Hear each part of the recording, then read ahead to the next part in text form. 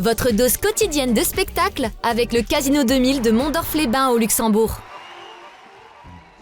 Bonjour à toutes et à tous, ravi de vous retrouver pour ouvrir avec vous une nouvelle boîte à malice dans laquelle il sera question d'exposition.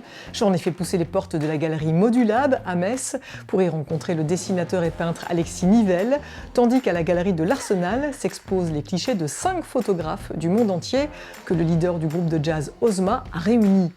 Au programme également, une belle rencontre avec les professeurs et historiens Jean-Christophe Diedrich et Étienne Augry qui co-signent Siamo tutti antifascisti aux éditions du Détour, un livre qui réunit les chants de résistance à l'oppression, tout cela sans oublier quelques belles idées de sortie. Alors ne reste plus qu'à ouvrir la boîte à malice. Bienvenue.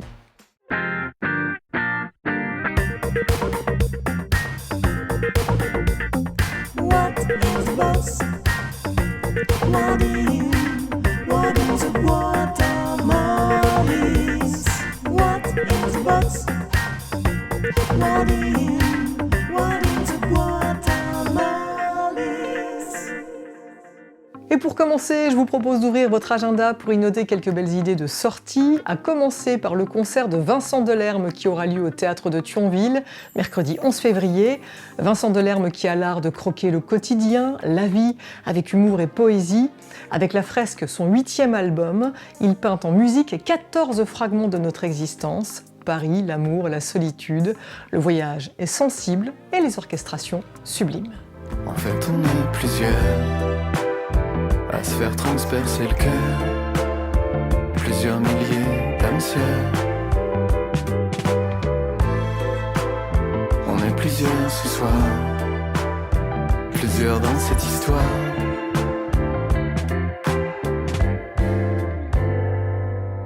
C'est une belle soirée qui vous attend au Théâtre de Thionville, mercredi 11 février à 20h. Prenez vite vos places.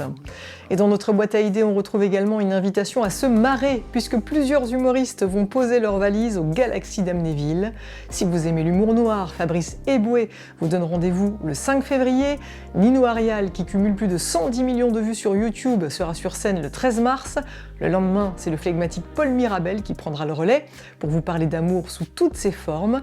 Et pour la touche féminine, il faudra compter sur Elena Nagapetian, qui avec Ça valait le coup raconte son parcours d'une fille qui essaie d'assumer ses choix et surtout qui dit ce qu'elle pense et qui veut vivre comme elle le veut.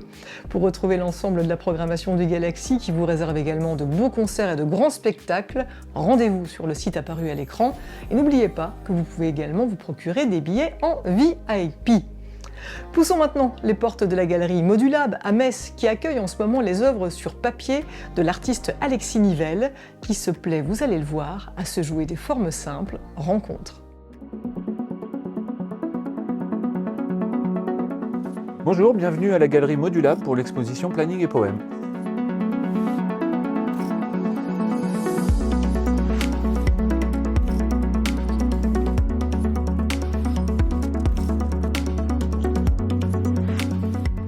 Ce sont des peintures sur toile que je tends moi-même et des peintures à l'huile, à la gouache, à l'acrylique. Donc il y a tout un jeu sur les matières, la matité, le support également est très important. Les bordures sont très étudiées, c'est un objet que je construis à chaque fois. Et puis au fil du temps, à cette activité de peinture, si on considère qu'elle ressemble à un arbre ou un arbrisseau, c'est ajouter une espèce de surjon qui est un travail de dessin au crayon de couleur. Et ce dessin en crayon de couleur, c'est un travail de mise en scène et de mise en abîme de mon travail de peinture. Des toiles et dessins dans lesquels s'invitent boules et pelotes, branches et bâtonnets. Des formes simples qui témoignent de l'amour d'Alexis Nivelle pour la peinture dite géométrique ou construite et qui permettent aux spectateurs de projeter ses interprétations. Ici, pas de récit, mais une belle place faite à la rêverie, au fantasme, le tout teinté de références picturales. Il n'y a pas de personnage, il n'y a jamais d'humain. On va avoir du mobilier, on va avoir des cartes, de l'architecture et des peintures qui ressemblent aux miennes, qui sont comme des doublures mais qui sont mises en abîme. Ou on va avoir parfois un hommage, comme ici à Robert Walser, qui est un écrivain, un artiste que j'aime beaucoup, qui est un peu comme une espèce d'ami imaginaire pour moi, qui m'accompagne au quotidien. Comme les ectoplasmes accompagnent ces toiles et dessins. Ce sont ces formes molles qui dégoulinent, qui envahissent les continents, parfois les canapés, les architectures, qui sont à la fois un petit peu monstrueuses et en même temps que je trouve plutôt sympathiques. Elles ont un peu une fonction de parasitage. Elles peuvent se transformer également. Alors dans les dessins, on peut considérer que ce sont peut-être les formes qui sortent des tableaux, peut-être pour envahir le monde. Des formes dont la texture est loin d'être laissée au hasard. C'est ainsi que la gouache et l'huile se rencontrent pour mieux se jouer des matières, dans une approche sensible de la peinture. Ce qui n'empêche pas Alexis Nivelle de collaborer avec d'autres artistes, comme la céramiste lilloise Alban Trollet, avec qui un jeu de ping-pong s'est instauré autour des assiettes. Donc Alban concevait l'assiette, moi je venais intervenir ensuite pour la trouer, la transformer, rajouter des éléments, puis elle la récupérer et à son tour la transformer.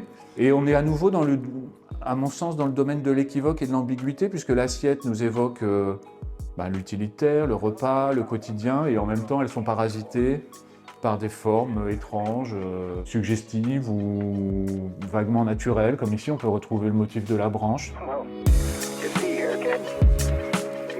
Je crois que ce qui me plaît, c'est à la fois le côté un peu ludique, la question du jeu de construction. Ça me fait penser aussi à quelque chose qui est proche de l'enfance.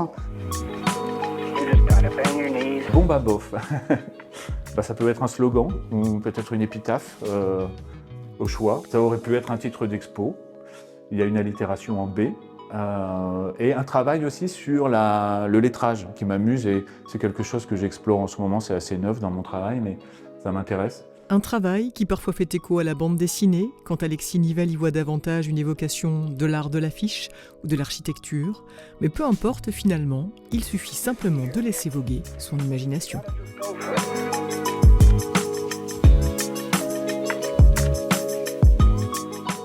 Vous avez jusqu'au 14 février pour découvrir l'exposition Planning et Poèmes d'Alexis Nivelle à la galerie Modulab qui se trouve 28 rue Mazel à Metz.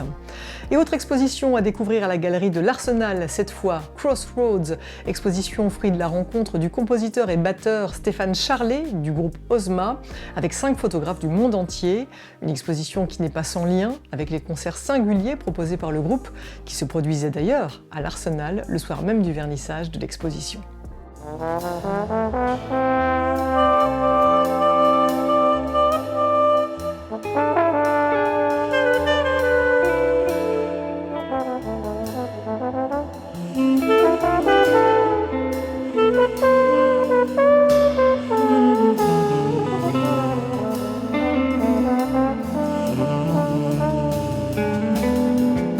Ozma, c'est un groupe de jazz qui a été fondé en 2003. Et en 2010, on nous a proposé de faire un ciné-concert. Donc ça a été notre premier pas dans un travail de musique à l'image. Et on a tiré le fil, en fait. Donc on a fait plein de ciné-concerts, mais également des concerts avec art visuel, etc. Et en 2018, à l'orée d'une tournée mondiale, je me suis dit que ça serait super de ramener autre chose que juste mes impressions, mes photos dans mon téléphone de cette tournée et d'essayer de rencontrer des artistes qui racontent leur pays à travers leur regard. Et c'est comme ça qu'est née l'idée de Crossroads. Ou la rencontre d'un musicien passionné avec 5 artistes engagés qui témoignent de la réalité de leur monde. Luxembourg, Maroc, Afrique du Sud, Chine, Inde, 5 pays et avec eux 5 photographes qui viennent nourrir la musique d'Ozma et aujourd'hui cette exposition. C'est des artistes qui ont un regard vraiment très humaniste et bienveillant aussi, mais en même temps très critique sur les choses qui se passent, que ce soit Arco Dato sur le glissement politique de son pays depuis quelques années, que ce soit Leila sur la situation des migrants subsahariens, que ce soit Ras Mayet sur évidemment les combats qui ont mené à la fin de l'apartheid. Enfin voilà, c'est des artistes qui racontent quelque chose de très très fort sur la situation de leur pays. Véritable oiseau de nuit aux multiples facettes, Arco Dato imagine ainsi un Calcutta envahi par des dinosaures. Et si l'humour est au rendez-vous, le message reste d'une grande finesse. Il voulait démontrer que c'est toujours facile de trouver un ennemi de l'intérieur pour expliquer tous les problèmes. Et donc là, justement, c'est ce qui mène avec cette série. Il a créé un manifeste qu'on peut retrouver là-bas, le manifeste de l'Institut d'études contemporaines sur les dinosaures. Cet institut analyse justement l'invasion des dinosaures qui explique tous les maux qui arrivent à la société indienne. À chaque photographe son univers, très inspirant pour les musiciens, dont l'objectif est vraiment d'entrer en résonance avec les images, de se mettre à leur service. On va être sur parfois des choses qui sont presque bruitistes. Quand, par exemple, là, sur cette série-là, on débute la série avec vraiment des sons d'usine qu'on reproduit avec nos instruments.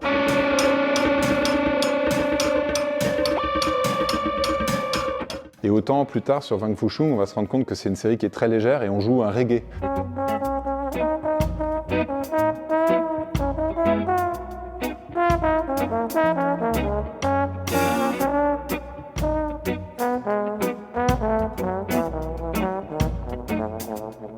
Parmi les photographies marquantes de l'exposition, celle de la franco-marocaine Leila Alaoui, qui a perdu la vie lors de l'attentat terroriste à Ouagadougou en 2016. Sa dernière série dévoile des portraits extrêmement touchants, capturés dans une usine textile indienne via son studio mobile. Initialement, elle voulait photographier quelques sujets.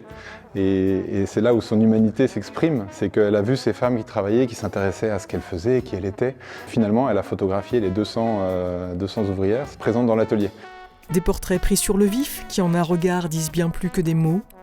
Des photographies qui témoignent d'une société qui évolue aussi, comme on le découvre avec Wan Fushun, peintre devenu cheminot, dont les photos ont été prises dans les trains pendant 40 ans.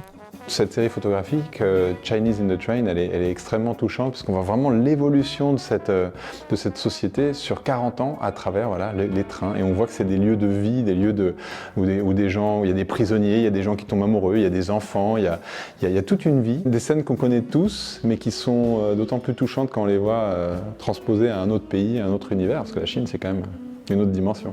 Des histoires différentes des nôtres, mais pourtant si proches, qui racontent la vie des gens, et que l'amour, l'art et la musique se plairont toujours à réunir.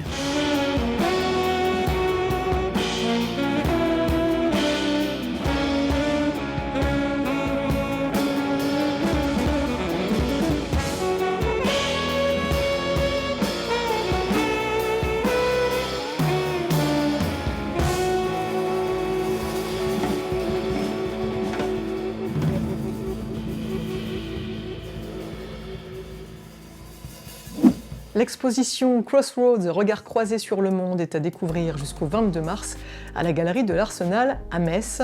Et je vous invite vivement à vous plonger dans le merveilleux jazz du groupe Ozma que vous pouvez suivre sur les réseaux. Et puisque nous parlons musique, vous pouvez également noter dans votre agenda la venue de PR2B au Gueulard Plus de Nilvange. PR2B qui fait partie des révélations de la chanson électro de ces dernières années. La jeune autrice, compositrice, interprète et réalisatrice de 30 ans livre aujourd'hui Presque Punk, un deuxième album dans lequel elle chante les mots de l'époque, les réseaux sociaux, la solitude, le réchauffement climatique, les conditions de travail, des mots qu'elle nous invite à contrecarrer à coups de beauté, de solidarité et de pulsation.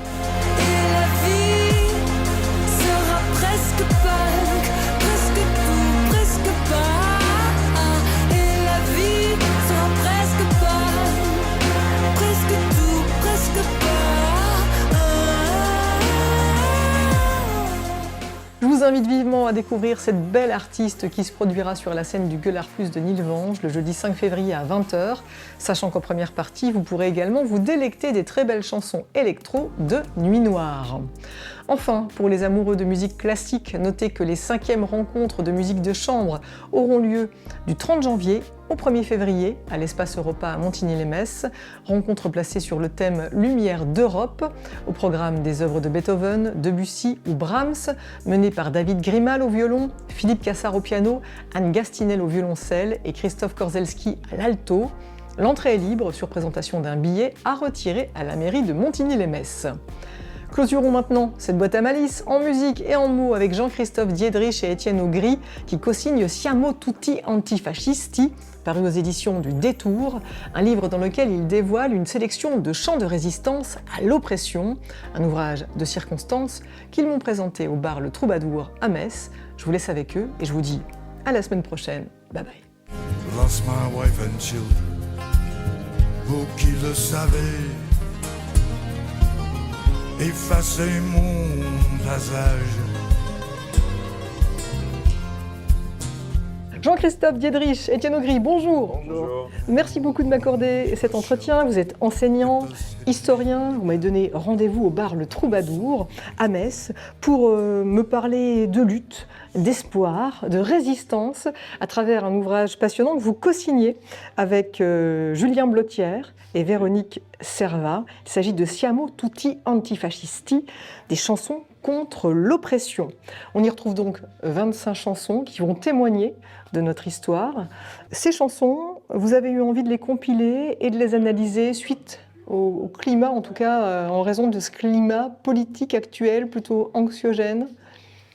Je dirais que c'est quelque chose qu'on étudie depuis très longtemps et il se trouve que même quand on regarde vers le passé, ben voilà, ça fait écho. Et effectivement, certaines des chansons qu'on étudie dans cet ouvrage comme dans le précédent, elles sont parfois très anciennes, mais elles retrouvent une certaine jeunesse parce qu'elles servent aussi d'instrument de mobilisation. Donc c'est vrai que on ne pourrait pas dire que l'actualité nous conduit à nous intéresser à ces questions-là. On est voilà, par métier, par goût aussi, on aime bien regarder vers le passé, oui. Mais on n'est jamais très loin du présent, ça c'est certain.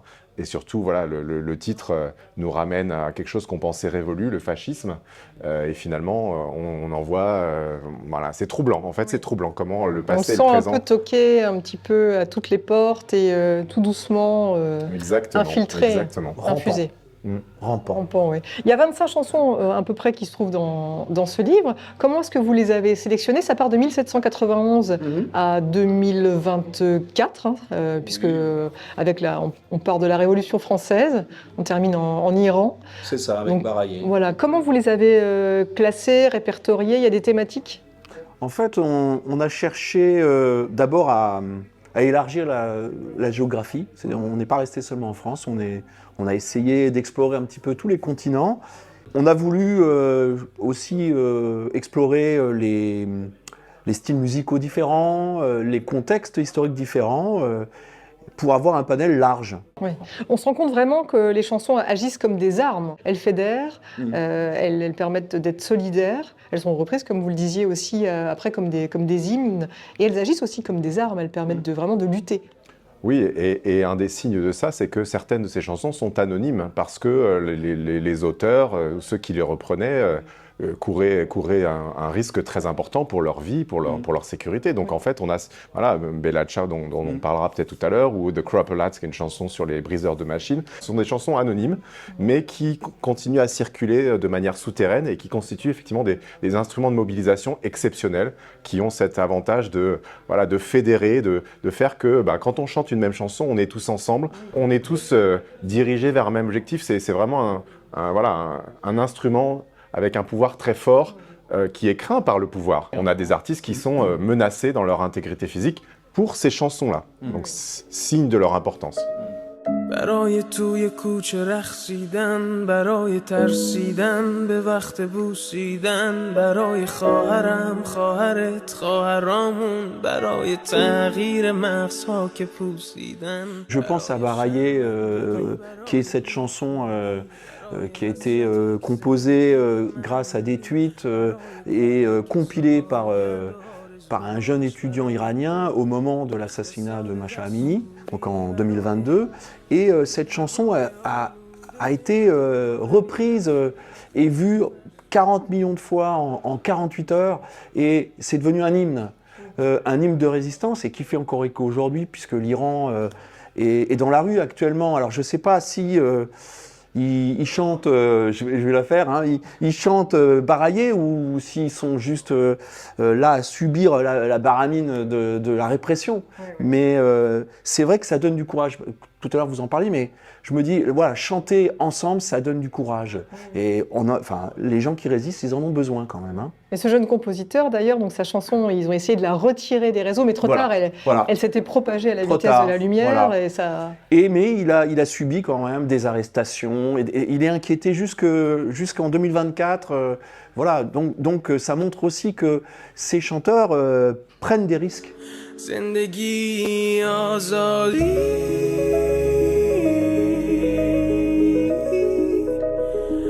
برای آزادی. Parmi les interprètes qu'on découvre également dans l'ouvrage, Nina Simone, avec une chanson emblématique également, dans laquelle elle nous parle de ségrégation. Cette chanson, elle joue un rôle extrêmement important dans sa vie et dans sa carrière, parce que c'est un peu le moment où, enfin, elle fait ce que sa maman lui a toujours interdit, c'est-à-dire de parler des vraies chansons vraies. Voilà, elle a grandi dans un milieu assez religieux. Finalement, la musique, c'est la musique religieuse, et il faut faire attention aux paroles. Mais elle est rattrapée par la réalité. La réalité, c'est la ségrégation dans les années 60, les meurtres, 4 jeunes filles qui sont tuées dans une explosion d'une église et elle ne sait pas quoi faire. Alors elle veut prendre des armes, hein, et on rejoint ce qu'on a dit tout à l'heure, elle veut prendre une arme. Son mari qui est policier lui dit non mais t'es pas faite pour ça, fais de la musique, il n'y a que ça que tu sais faire, ce qui est un peu réducteur sans doute par rapport à elle. Et elle se met à composer cette chanson, qui est surtout jouée d'ailleurs en concert et dans lequel elle fait sortir cette rage, ce dégoût de ce qu'elle est en train de voir et de ce que subissent les Africains-Américains, les Noirs dans ce pays-là. Et donc elle exprime ça à travers une chanson, elle qui a un public plutôt blanc. Et d'ailleurs, les enregistrements publics sont assez intéressants parce qu'on a un public très poli qui d'un seul coup est confronté, qui rit au départ et qui est confronté à cette réalité-là crue qui bien sûr existe, mais on se dit on vient écouter de la musique et en même temps on va entendre un discours de nouveau puissant et qui agit plus fort qu'une arme. Alabama's got me so upset. Tennessee made me lose my rest. And everybody knows about Mississippi. Goddamn! Peut-être que certaines personnes, certains jeunes ne connaissent pas Nina Simone, mais ce livre, il sert aussi à ça, peut-être à sensibiliser les jeunes en passant par la musique, ouais. À leur donner envie de sensibiliser à l'histoire, de s'intéresser à l'histoire, et puis surtout de rester éveillés. Les jeunes ne connaissent peut-être pas Nina Simone, mais ils vont connaître des morceaux qui ont été samplés. C'est aussi un travail qu'on aime bien faire, de leur montrer qu'il y a une continuité dans cette histoire des luttes et des chants contre l'oppression, une continuité musicale aussi. One fine morning, I woke up early. Bella ciao, bella ciao, bella ciao. Bella ciao, c'est un hymne, on va dire, de combat aujourd'hui reconnu. Alors là, les jeunes, pour le coup, ils le connaissent grâce à la série Casa de Papel. Et puis, j'ai presque envie de dire, elle est galvaudée dans le sens où elle est reprise par des rappeurs, on en change les paroles. Ce que tu dis sur les rappeurs. Ouais, je vais faire gaffe quand même, c'est vrai. Mais là, c'est Maître Gims, hein, donc oui, apparemment... Bon. Elle est reprise par certains rappeurs et effectivement, il y a cet usage-là qui vide complètement le contenu subversif de cette chanson. On en dissout un peu son sens, finalement, de combat. Mais si on revient quand même à cette chanson, Étienne disait, on ne connaît pas toujours l'origine des chansons. Et c'est vrai que Bella Ciao, il y a une sorte de voile sur ses origines. En gros, il y a un mythe, c'est celui du Parti communiste qui avait dit que tout simplement, dans les années 30, des travailleuses des rizières auraient chanté cette chanson. Et puis, bon, c'est pas tout à fait vrai. On creuse, on cherche, etc. Et il semblerait que c'est plutôt un chant de résistant composé entre 1943 et 1944, un peu perdu de vue, et puis qui renaît un petit peu dans les années 60. En France, c'est Yves Montand qui reprend la chanson et qui en fait, on va dire, un premier succès. Mais le second succès, c'est vraiment la bande originale de cette série sur Netflix. Hein, oui. C'est vrai qu'il y a énormément de chansons, il y en a 25, on ne va pas parler de toutes les chansons, mais peut-être, allez, on va terminer avec vous, Étienne, avec un titre du Yorkshire. En Angleterre aussi. Donc The Crop Lads, en gros, c'est la lutte de ceux qu'on a appelés les briseurs de machines au début 1812, au début du 19e siècle, dans un contexte d'industrialisation. Ça fait écho à la question du rapport à la technique et moi, en le lisant, je me suis dit, ça me fait penser à l'intelligence artificielle. Quand on a écrit ça, on n'en parlait pas tellement encore, mais on en parle de plus en plus. Moi, ce qui me frappe dans cette chanson, là aussi anonyme, c'est que ça raconte cette mobilisation et on a l'impression d'être avec les tondeurs de laine, la veille de leur opération autour d'une bière brune. C'est ce qu'ils disent dans la chanson. On va préparer cette expédition. Et ce bris de machine, il n'est pas conçu comme un discours anti-progrès, anti-tout changement, mais ils défendent leur pain, ils défendent leur travail. Et contre eux, ils ont à la fois les possédants et la force publique. Et on voit des discours de libéralisme, de dérégulation et puis de répression féroce. Le bris de machine, c'est la peine de mort à cette époque-là. Come cropper lads of high renown, who love to drink strong ale that's brown, and strike each haughty tyrant down with hatchet, pike and gun. Donc les 25 chansons se trouvent ici, elles sont toutes traduites. Oui. En français, on va retrouver l'ensemble des couplets et des refrains, avec à chaque fois en complément de cette analyse, un zoom, une sorte de zoom qui se trouve en fin de chapitre. Un encadré. Alors ce qu'on a voulu faire aussi, c'est que celui qui écrit l'encadré ou le zoom n'est pas celui qui a écrit la chanson. Et donc l'idée, c'est de partir d'un élément, comme tu dis, un détail de la chanson, et qui va nous emmener ou bien vers d'autres chansons qui abordent le même thème, ou alors qui va nous faire des passerelles avec aujourd'hui. Donc c'est vrai que c'est une fenêtre. C'est vrai qu'on découvre plein de choses. Il y a Gimme Hope, Johanna, Gimme Hope, cette fameuse chanson. Moi, j'avais jamais réalisé que Johanna, c'était Johannesburg, pour parler d'apartheid. Donc là, vous nous parlez de révolution, d'apartheid, du régime sanglant de Franco, et plus encore à travers ces 25 chansons. Siamo tutti antifascisti, 1791 quasiment à nos jours. Malheureusement, ça dit qu'il faut rester toujours encore le point levé. Vigilant, conscientisé sur nos valeurs, sur nos valeurs de liberté. Et puisque le livre débute avec la Révolution française, liberté, égalité, fraternité, on peut s'y tenir encore, quoi. Merci infiniment à tous les deux. Siamo tutti antifascistes, chanson contre l'oppression, c'est aux éditions du Détour, à mettre entre toutes les mains. Et on a le code barre avec la playlist pour pouvoir écouter ces 25 chansons, donc et passer aussi un très bon moment et garder le point levé. Merci infiniment. Merci. C'est QR code, c'est pas code barre. J'ai dit code barre. Ouais. Mais tout le reste était parfait, hein, c'est dommage. En lo alto de la bruta serranía, acampado se encontraba un regimiento y una moza que valiente lo seguía, locamente enamorada de un sargento. Votre dose quotidienne de spectacle avec le Casino 2000 de Mondorf-les-Bains au Luxembourg.